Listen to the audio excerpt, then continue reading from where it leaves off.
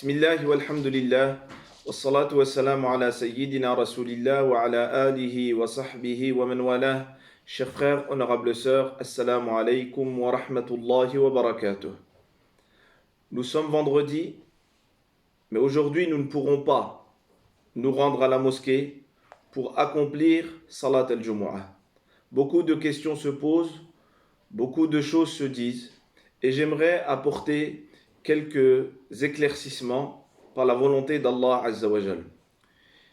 Il faut tout d'abord nous rappeler qu'Allah Azza wa Jal a choisi pour l'humanité l'islam, et que cet islam comprend des prescriptions, et que ces prescriptions visent l'être humain, cet humain qui vit sur terre. Cette vie terrestre est une vie instable. Jamais les humains n'ont vécu à la même manière, de la même manière, dans la même situation. Même les êtres les plus aimés d'Allah Azza wa Jal, les prophètes alayhimus salatu wassalam, vivaient des situations différentes. Et cela, nous ne devons jamais l'oublier. La législation en islam prend cette réalité de la vie terrestre en considération. C'est pour cela que dans les prescriptions religieuses, nous avons différentes catégories. Je vais essayer d'être très simple dans mon explication et essayer d'être le plus clair possible, Inch'Allah ta'ala. Il y a différentes catégories de prescriptions religieuses. Il y a entre autres Al-Azima. Al-Azima, c'est une loi divine dont la portée est générale. C'est une prescription d'Allah Azza wa Jal sans que l'application de cette prescription soit limitée à une situation particulière. Par exemple, Allah Azza wa Jal nous ordonne de jeûner, de prier pour celles et ceux qui en remplissent les conditions, comme le fait d'être pubère, comme le fait d'être doué de raison. Et il y a également, donc Al-Azima est traduite par certains spécialistes par la loi stricte. Et il y a également Ar-Rukhsa, qui a été traduite par la loi concessionnelle. Qu'est-ce que Ar-Rukhsa? Ar-Rukhsa, c'est une dispense prescrite par Allah Azza wa Jal afin de faciliter la pratique de la religion aux croyants et aux croyantes vivant dans une situation difficile. Alors, Allah Azza wa Jal, dans sa législation, il y a aussi bien Al-Azima que Ar-Rukhsa, entre autres. Je vais donner un exemple, et il en existe énormément dans la vie du prophète sallallahu alayhi wa sallam. L'imam Muslim, qu'Allah lui fasse miséricorde, rapporte dans son livre cette histoire qui s'est passée à l'époque du prophète sallallahu alayhi wa sallam, où le prophète sallallahu alayhi wa sallam et ses compagnons jeûnaient. Ils étaient en voyage. Certains sont venus voir le prophète sallallahu alayhi wa sallam après la prière du Asr. Donc la journée du jeûne est quasiment finie. Ces gens se sont plaints, ces gens se sont retrouvés dans une situation difficile, dans une gêne. Et ils sont venus se plaindre au prophète sallallahu alayhi wa sallam. Le prophète sallallahu alayhi wa sallam, qui est, comme Allah Azza wa Jal a dit, وَمَا أَرْسَلْنَاكَ إِلَّا رَحْمَةً لِلْعَالَمِينَ, qui n'a été envoyé que miséricorde pour les mondes. Le prophète sallallahu alayhi wa sallam va décider au-dessus de sa monture pour que tout le monde le voit. Le prophète sallallahu alayhi wa sallam va décider de boire. Les croyants vont comprendre cela et vont boire. Une partie d'entre eux, certains ne vont pas boire. Et la chose sera rapportée au prophète sallallahu alayhi wa sallam. Et le prophète sallallahu alayhi wa sallam dira de ces gens, Ulaika al-usah, ulaika al-usah. Ce sont les désobéissants, ce sont les désobéissants. Le prophète sallallahu alayhi wa sallam va le dire 2 fois. Quelle est la désobéissance de ces gens? Ces gens qui ont entrepris au début de leur journée, qui ont entrepris le jeûne, quelle est leur désobéissance?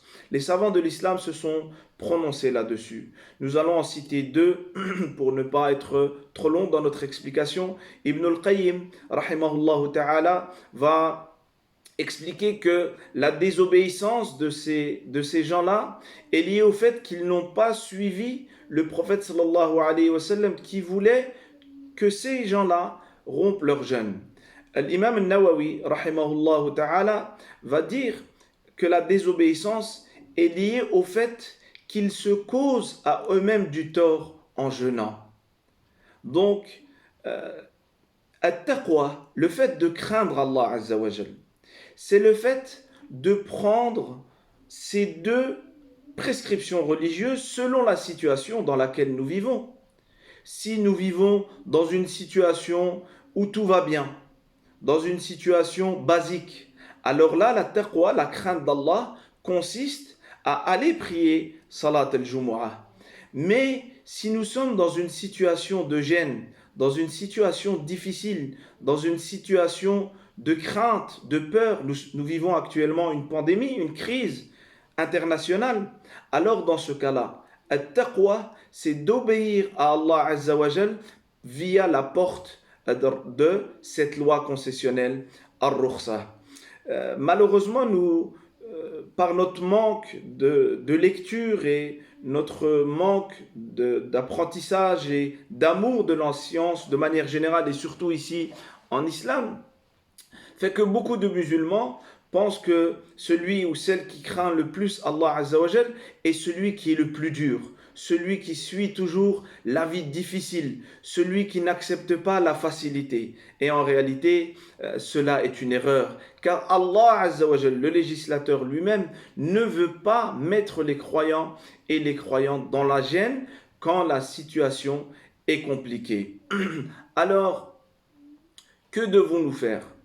Que devons-nous faire? Certaines personnes pensent que nous pouvons accomplir Salat al-Jumu'ah en étant à la maison en famille.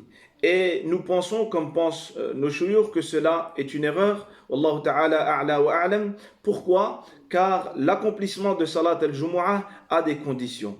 Parmi ces conditions, il y a le fait qu'elle soit accomplie dans ce qu'on appelle al-Jami', la mosquée.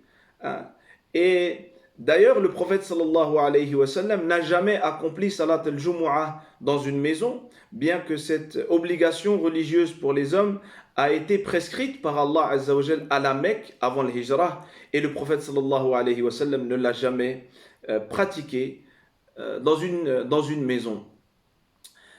Cette adoration religieuse, comme toute adoration religieuse, a des finalités. Parmi ces finalités, il y a le fait d'unir les croyants durant ce jour béni. Si les croyants sont unis, si les croyants s'aiment, si les croyants se respectent, si les croyants s'entraident, ils pourront apporter le bien à l'ensemble de l'humanité. Mais si au rang même des croyants, il y a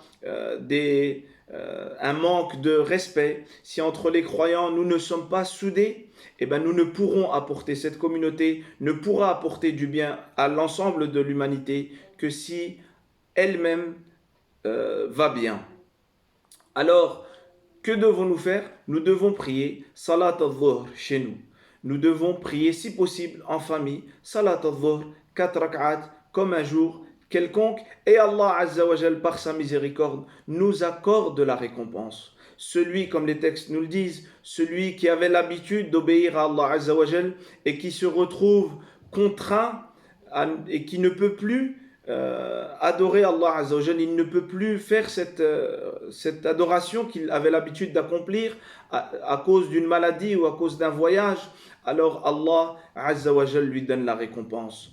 Rappelez-vous également que nos savants, pour celles et ceux, j'indique cela, pour celles et ceux qui veulent faire plus de recherches, que les savants autrefois, depuis la nuit des temps, ont évoqué les situations qui font que le croyant n'est plus obligé de prier Salat al-Jumu'ah. Et ils vont citer la peur pour la personne, la peur pour ses biens, la peur pour sa famille. Donc si la personne a peur pour elle-même et que cette peur est réelle et qu'il y a, comme nous le disent aujourd'hui les spécialistes, et c'est à eux qu'il faut se référer et non à celles et ceux qui cherchent seulement à faire le buzz et qui ne sont pas des spécialistes, car en tant que musulmans et musulmanes, lorsque nous voulons apprendre une information quelconque, le Coran nous enjoint de demander aux spécialistes. فَاسْأَلُوا أَهْلَ الذِّكْرِ إِن كُنْتُمْ لَا تَعْلَمُونَ. C'est aux spécialistes de chaque matière que nous devons nous adresser. Et donc ici, aux médecins, ici, au gouvernement de chaque pays. Donc, j'en profite également pour inviter chaque musulman et musulmane, chaque citoyen à rester chez soi. Nous ferons une autre vidéo, Inch'Allah Ta'ala, dans laquelle nous expliquerons comment profiter de ce temps-là, comment vivre cette épreuve-là. Je finis par dire une dernière chose. Bien que nous ne pouvons aller prier Salat al-Jumu'ah, les mérites de ce jour sont toujours là. Les mérites qui sont liés au jour du vendredi. Car ce jour est une fête pour les croyants. C'est le jour de la semaine le plus important pour les musulmans. Alors, durant ce jour, il est bon de lire Surat al-Kahf, la sourate, la caverne. Profitons pour la lire, pour essayer de la comprendre, pour regarder le tafsir. Nous avons plus de temps que d'habitude. Cherchons également ce qu'ont dit les savants sur cette sourate qui comprend plein de sagesse. Et également la prière et les salutations sur notre noble prophète sallallahu alayhi wa sallam. Il faut en faire abondamment et c'est une adoration exceptionnelle qui apporte énormément de bénédictions à celle ou à celui qui l'accomplit. Enfin, c'est un jour béni dans lequel il y a un moment où les invocations sont acceptées,